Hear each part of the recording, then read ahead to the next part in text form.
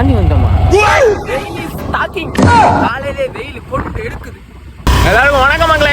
Guys, இன்னைக்கு ஒரு ஃபங்க்ஷனில் பிரியாணி சமைக்கணும்னு சொல்லிட்டு எங்கள் 3 பேரையும் இன்வைட் பண்ணியிருந்தாங்க. நாங்களும் பைக் எடுத்துகிட்டு அப்படி ஃபங்க்ஷன் வீட்டுக்கு போயிட்டு அடுப்புனா ரெடி பண்ணிட்டு சட்டியை திக்காந்து வச்சுட்டு அப்படியே வெங்காயம் உரிக்க ஆரம்பிச்சிடும். கைஸ், வீடியோ பார்க்குறவங்க வந்துட்டு ஒரே சப்ஸ்கிரைப் பண்ணிப்பாங்க. உங்களுக்கு தான் கஷ்டப்பட்டு வீடியோ எடுத்துட்டு இருக்கோம். ஸோ ஒரே சப்ஸ்கிரைப் பண்ணிட்டு லைக் பண்ணிட்டு பில்லுக்கு நாளில் பிடிங்க. அப்போ தான் நம்ம போகிற வீடியோஸ் உடனே நோட்டிஃபிகேஷன் உங்களுக்கு வரும். ஓகேங்களா? அப்படியே வெங்காயம் தக்காளியெல்லாம் நல்லா அலசிட்டு கறியை போட்டு அலச ஆரம்பிச்சிட்டோம். அப்படியே கறியையும் அலசி முடிச்சுட்டு அப்படியே வெங்காயத்தை வெட்ட ஆரம்பிச்சிட்டோம். அப்படியே வெங்காயத்தை ஃபாஸ்ட்டாக படிப்படியாக நறுக்கிட்டு அப்படியே தக்காளியும் அதே மாட்டிக்கு ஃபாஸ்ட்டாக படிப்படியாக நறுக்கிட்டோம். ஏன்னா நமக்கு டைம் கிடையாது. நம்ம போனதே லேட்டாக போயிட்டோம். நாங்கள் 7 மணிக்கு போக வேண்டியது, 8:30 தான் வந்தோம்.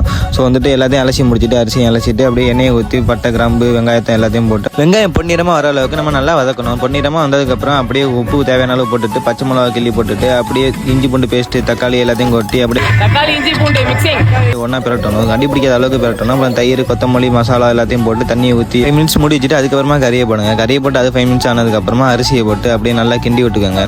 சூரியன் இஸ் டாக்கிங். திஸ் இஸ் நொங்கு. This is my gang.